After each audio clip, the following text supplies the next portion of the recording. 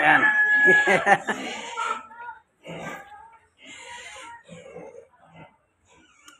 Okay. Mapagpalang araw. Ano po? Ito pong inyong kaibigan kay Jesus, Brother Manny Bautista. Meron po tayong kasama.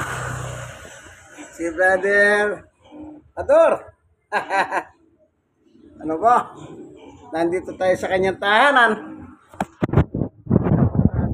Yung Bible study ko tawagin.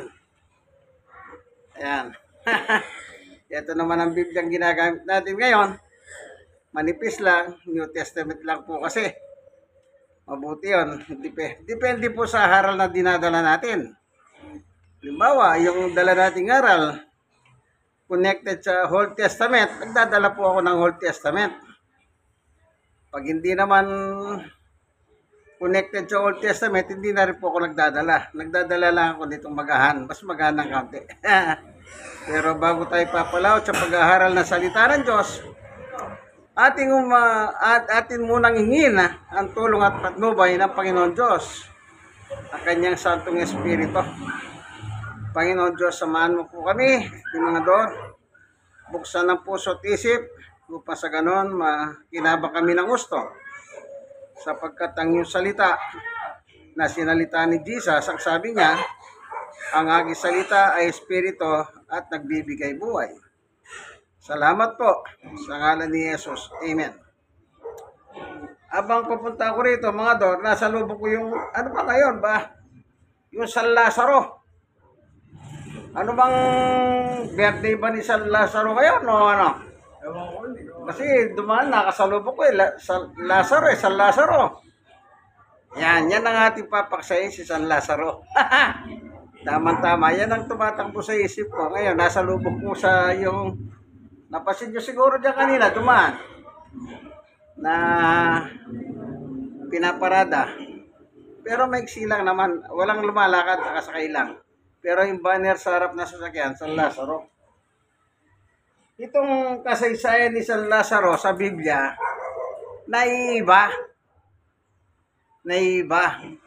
Dito pinakilala ni Jesus Christ yung diferensya, yung difference between hell and heaven. Yan ang ating papaksayin. Ano po? Ang diferensya nito. Kasi may mga nagtuturo, kapag ikaw daw ay naniwala sa impyerno, pag namatay ka pa, impyerno ka. Ayun naman, ibig sabihin, pa-impyerno ka. Pero kung naniniwala ka daw sa purgatorio, pag namatay ka, purgatorio ka. At sa purgatorio, ang sabi nila, meron ka pang chances, pagkakataon, para makalipat ka naman sa langit. Dahil sa iba't ibang mga pamamarahan, halimbawa, every service ng simbahan, kahit ano simbahan, babanggitin ang pangalan mo. Diba, matagal ka ng patay, binabanggit ang pangalan mo. Yan. Yung birthday mo, binababanggit ang pangalan mo. Tuwing okasyon na kung kailan ka namatay, pinababanggit ang pangalan mo.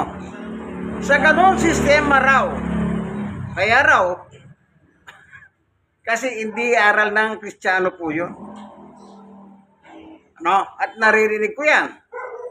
Kasi nasubukan ko na po sumama sa libing. Dito, yung dating-dati sa Pablo dito, yung bayaw ko. Pagka minisa ng patay, ang iniiling ng namumunong pare sa misa, iniiling sa Diyos na yung kaluluwa ng patay, isama niya sa kanyang kaharian sa langit. Yan, naririnig ko yan, napapanood ko. Kasi sometimes nakakasama ko sa mga iba't ibang libing, no? Alam niyo yung makiramay ka sa patay, malaking kagalakan para sa mga buhay. Ayun, tingnan natin, pag-aralan natin yung history ni San Lazaro. Kasi nasa lubong na. Palagay ko po, siguro birthday ni San Lazaro ngayon. Usually, gano'n naman talaga eh. Yung mga birth month, yan yung mga santo. Kagaya ng December 26, si San Esteban. Birthday niya, San Esteban naman yun. Ito. Dito po, mga Dor, ito, turo ni Jesus. Hindi po turo ng kung sino-sino. Ito, sa Lucas, chapter 16. Chapter 16, yung kasaysayan ni San Lucas na ngayon ay birthday niya. Sa 19, may isang mayamang nagdaramit ng mamahalin at saganang sagana sa pagkain araw-araw. Mayaman ito, sagana araw-araw. 20, may isa namang kulubing nangangalan Lazaro. Tad-tad ng sugat na lupasay sa may pintuhan ng mayaman. Dito kung makikita mo, dinidescribe ni Jesus na yung si Lazaro nasa may pintuhan ng bahay nitong mayaman na masarap ang buhay araw-araw. Ngayon ang tanong, anong ginagawa ni Lazaro doon? Bakit nandun siya sa pintuhan nitong mayaman na ito? 21, upang mamulot kahit mumong nahuulog mula sa ng mayaman. Naghihintay pala siyang may mahulog na mumo. Alam niyo yung salitang mumo? Mga Dor, ano ba yung salitang mumo? Mga mispis na nalalaglag, ano? Apik makain kami nalalaglag, ano? Yan, mumo tawag doon.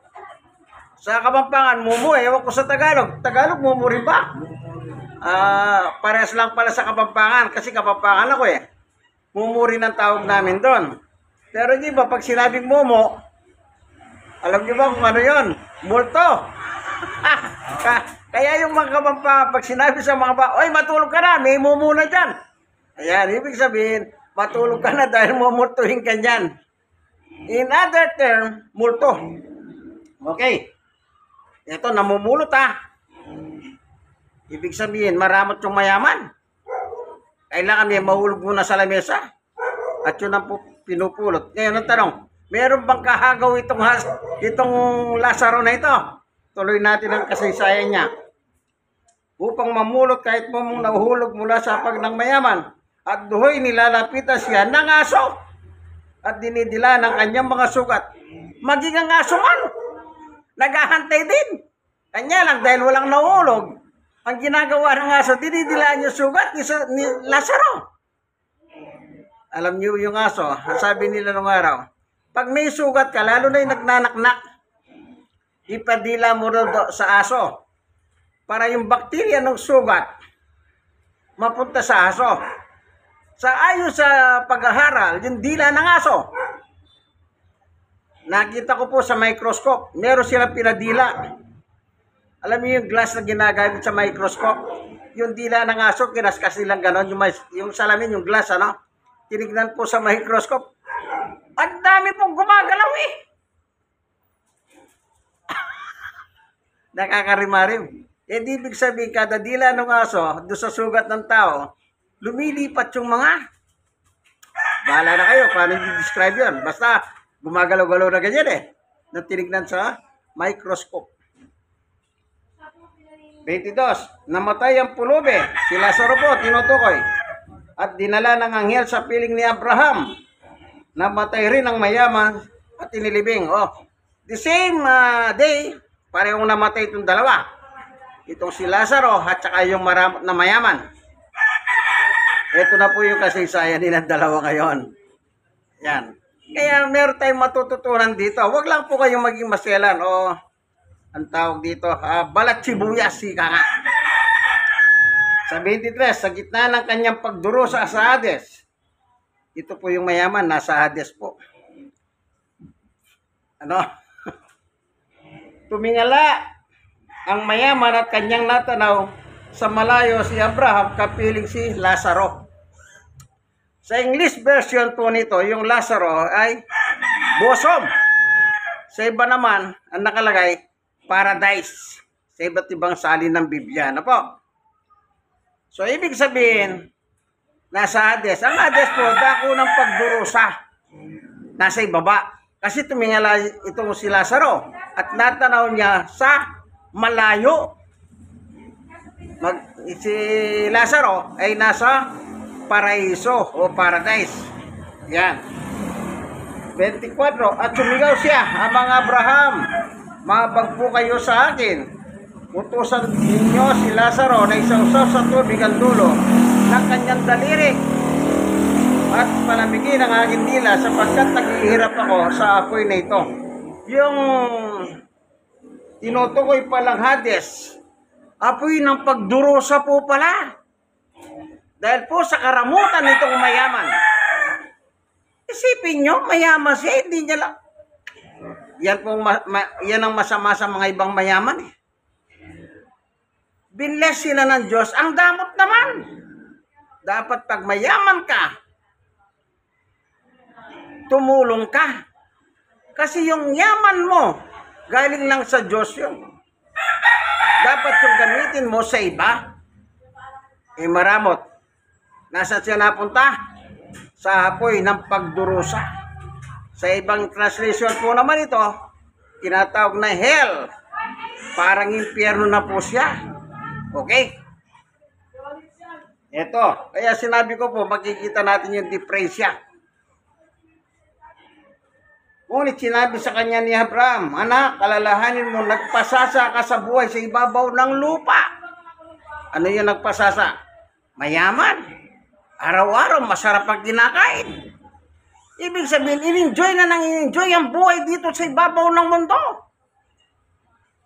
Yan ang sinabi ni Lazaro.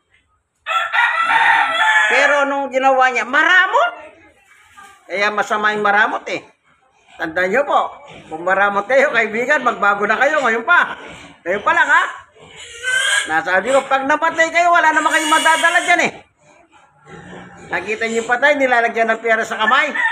Pero ano, madadala ba niya yun? Wala po, useless na po yun. Ayan. Ngunit ngayon, inaliw siya rito, samantalang ikaw na may nagdurusa. Kaya po paraiso eh. Nasa paraiso po si Lazaro. Ngayon ay berde niya. At yung maramot na mayaman, ano sabi niya? Nasa dako ka ng pagdurusa. Yung pagdurusa na yan, wala na pong katapusan yun. Kasi yung pinuntahan nilang pareho pong eternal yun. Walang katapusan po yun, eternal yun. Yun na po yung second life. Ito na po, antipresya. Higit sa lahat, sa 26, inilagay sa pagitan natin ng isang malaking bangin upang ang naririne. Yung naririne, paraiso. Anong sabi niya? Ay hindi makaparian sa dakong pagdurusa. At ang mga nariyan, yung nasa dakong ng pagdurusa, ay hindi makakaparine sa paraiso. Yan po ang sinasabi ng kwento ni Jesus. Kaya yung pag namatay ka, pag namatay ka, kapag hindi mo sinuko ang buhay mo kay Jesus, pag namatay ka, yung kasaysayan ng mayamang maramot ito, siya ring magiging kapalaran mo kapag namatay kang hindi mo sinusuko ang buhay mo kay Jesus. Kaya nga po sinulat ito upang turuan tayo. Ngayon, sinasabi nila, tuwing daw biyernes, papadasal, papamisa, kada kamatay, papadasal, ipapamisa, at nagtatawag pa silang mga mandadasal. Sa kasaysayan po, alam nyo, meron akong kaibigan na ex-police. Yung ex-police na yon, dapat na siya magretiro, hindi ba nagre-retiro? Kasi po, meron siyang agency. Gwardiya ng agency. Ito, sasabihin ko na sa inyo, siyempre, hindi siya nagre-retiro pagka-pulis kasi may konting pagkawalang niya itong pulis na ito eh. Siyempre, magre-reklamo yung tao, pulis siya. Kanino siya magre-reklamo? Di ba ba? Kaya ayaw niyang magretiro.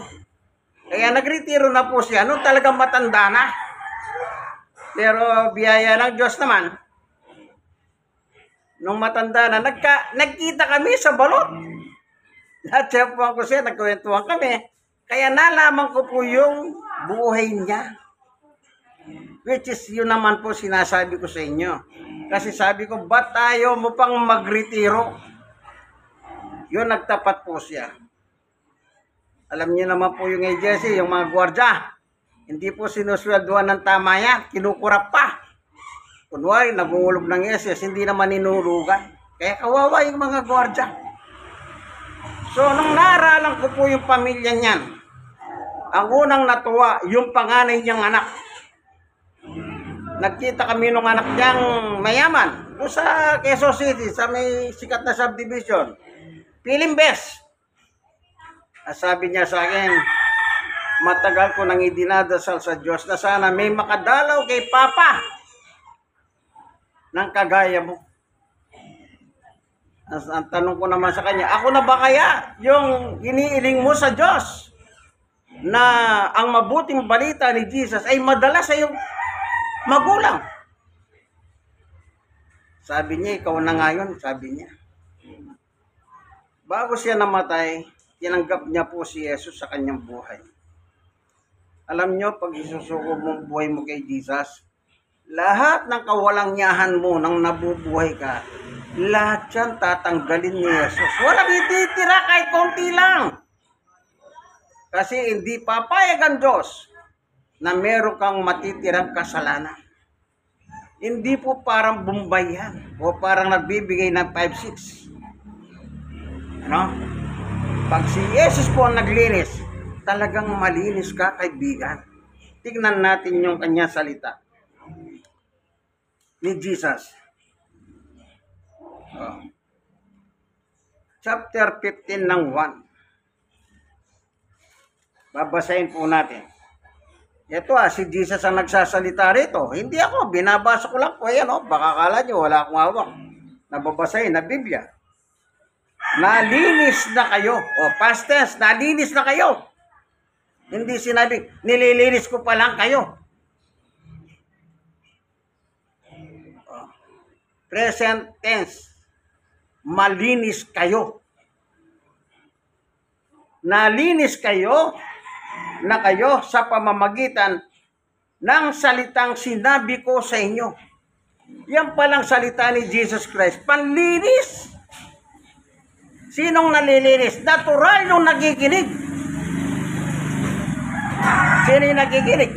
Kami dalawa ni Mga Tor. Ang isang labandera, kapag naglabas siya, anong ginagamit niya? Clorox, Sunrox, sabon. Kung ano-ano na, para luminis lang ang damit. Yun labandera. Pero dito po, sa pinapaksa natin, salita ni Jesus, yun ang maglilinis sa iyong kasalanan, kaibigan. Yan ang panlinis.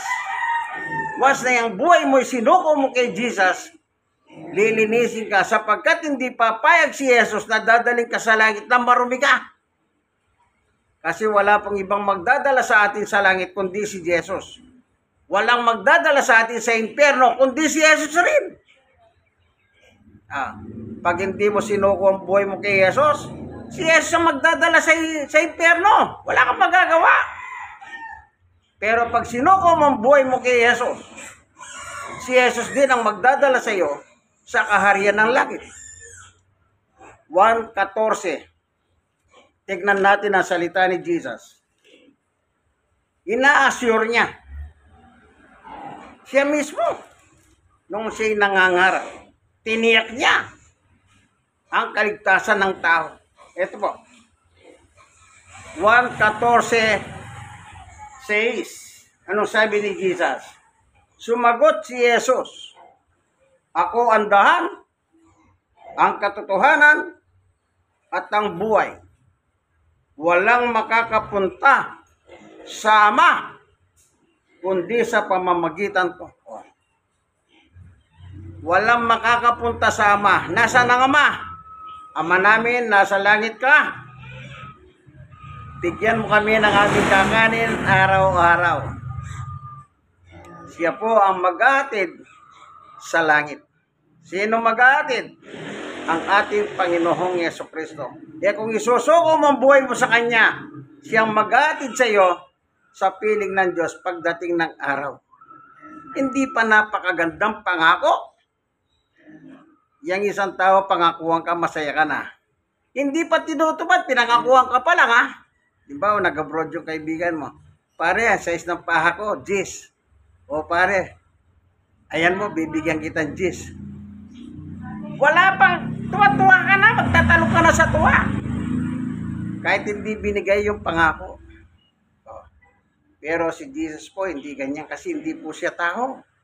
Ang tao, mapaglinlang. O pare, wag kang magalala, pasasalubungin kita. Pag uwi, walang pasalubong. Dismayado si kumpare. Pero si Jesus, hindi. Kasi hindi nga siya tao na isang sinungaling. Pag sinabi ni Jesus, yak yan, gagawin niya. Eh bakit? Anak siya ng Diyos eh. Kung paano ang Diyos kabait, ganon din kabait si Jesus. Kaya sabi niya, don't worry, be happy. Di po ba napagandang pangako? Sino ba nangako na dadaling kita sa langit? Walang iba kundi si Jesus. Hindi ka madadala ng reliyon mo. Hindi ka madadala ng mga santo-santo ninyo. Ang tanging makakadala sa iyo ay ang ating Panginoong Yesukristo. So yung kasaysayan ni Lazaro at yung mayaman, yun ay sinulat ni Jesus para babalahan ng tao. Was ng isang tao nasa apoy na ng impyerno, hindi na makakalipat sa langit kahit anong gawin pa ng tao. Gawin mo mang special ang dasal-dasal, wala nang kwenta yan. Si Jesus na nagsabi eh. Ngayon, anong solusyon? Yan. Punta tayo sa solusyon. Meron naman po solusyon eh. Pero kung bakit naman napakatigas ng dibdib ng tao, sa totoo lang, meron kong Bible study ng pulis. Sabi ng pulis, wag ngayon. Ang tanong ko, kailan mo gusto? Pag hindi na ako pulis. Nabalita ko, nagretiro na. Buti nabalitahan ko. Pinuntahan ko sa bahay niya. Sabi ko, paano yan? Hindi ka na pulis. Inabuta ko, nag-iiyaw ng mga isdang malalaki. Alam ko na yung kasunod doon, mamam. Sabi ko, nag-usap tayo, sana lang maging lalaki ka. Ang usapan natin, pag hindi ka na pulis. Ngayon, naalaman ko, hindi ka na pulis, nagretiro ka na. O ano? Nung una, madulas pa eh. Wala siyang magawa eh, nasukol siya eh. Sabi ko, usapang lalaki, lalaki ako, lalaki ka. Sige, sabi niya ngayon. Napasige siya. Pero, sandali lang, sabi niya. Ayaw niya lang matagal. Alam niyo yung pulis na yon nang nagretiro po. Biyaya ng Diyos. Na-share ko po sa kanya si Jesus. Ngayon, patay na po siya. Isa siyang pulis na kurap. Alam nyo, hindi naman natin sinisirahan ng mga pulis. Pero isa siya sa mga pulis na bulok. Pero pagdating kay Jesus, kahit kahano ka kabulok, lilinisin ka niya.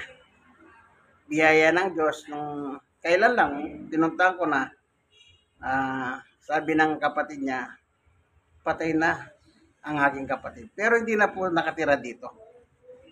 Magbuhat nung magretiro po siya, nakabili ng konting lupa, asyenda doon sa Batangas. Pero yun ang biyaya ng Diyos, yung makapaginig siya ng salita ng Diyos. Nung nag-usap pa kami na hindi pa siya namamatay, sabi niya, nakikinig na ako ngayon. Kahit doon sa amin, sabi niya, nakikinig na rin ako ng salita ng Diyos, sabi niya. Praise the Lord. At kahit pa paano po, kahit nagahano kasama ang isang tao, patatawarin ni Jesus. Patatawarin ka. Wala pong ititirang kahit katiting na mantsa ng kasalanan. Tatanggalin lahat yan. Si Jesus nang nagsabi malinis na kayo. Amen? Kaya, eto, panguli doon sa Lucas, chapter 16:31.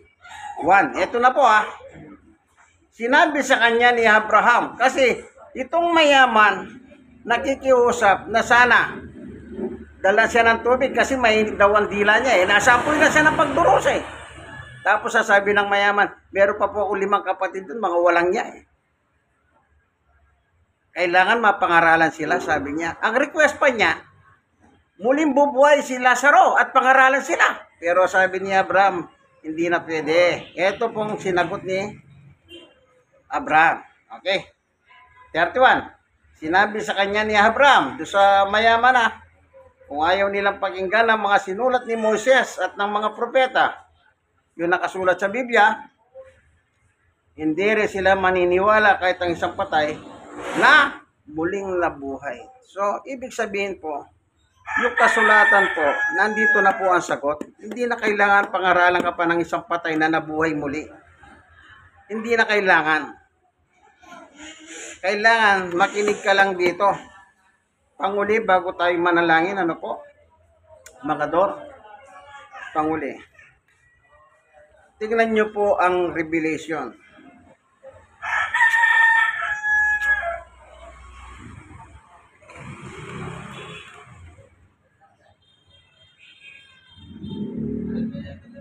Dito po sa Pahayag 1:3 o Revelation chapter 1 verse 3. Mapalad ang bumabasa ng aklat na ito, ang mga nakikinig sa hulang inihayag nito at tumutupad sa nasusulat dito, sapagkat ang lahat ng ito'y malapit ng maganap. Yung lahat na nakasulat po dito, malapit ng maganap, kaibigan. Ngayon pa lang po, pag-iusap. Kayong mga nanonood ng video ito. Like, share na share. Kayong mga na-share, ni-share nyo po sa iba. Malay ninyo, yung palang masishare ninyo, ito yung kailangan niya. Di po ba napakaganda? Maraming salamat po sa inyo, mga viewers Huwag nyo pong kalimutan mag-subscribe Salamat, Panginoon Diyos, sa iyong pagtuturo sa amin pong umagang ito ni Kuya Eldor. Tulungan mo po siya. Alam ko po kung ano ang kanyang pagnanasa, ang kagalingan ng kanyang karamdaman. Tunay nga po, Panginoon Diyos, walang imposible sa iyo sapagkat ikaw po ang nagpapagaling ng mga sakit. Nasa iyo po ang pasya, wala po sa amin. Tagahingi lang po kami. Ito po ang aming kahilingan sa ngalan ni Jesus. Amen and amen. God is good all the time. Ganito na lamang po ang ating munting video. Nawa meron sana kayo mapulot na haral. Hindi po tayo nagkwetong kutsero. Gumamit po tayo ng Biblia. Ito. Galing po ito sa Gideon International. Mga grupo ng iba't ibang samahan ng mga Kristiyano, sila po ay nag-donate ng mga pera nila upang magpapagawa ng Biblia at ipapamigay sa lahat ng tao sa buong mundo. Sa buong mundo ito. At isa po ang Pilipinas na mundo na kanilang nadadalaw. Sige po, God bless us all. Bye-bye.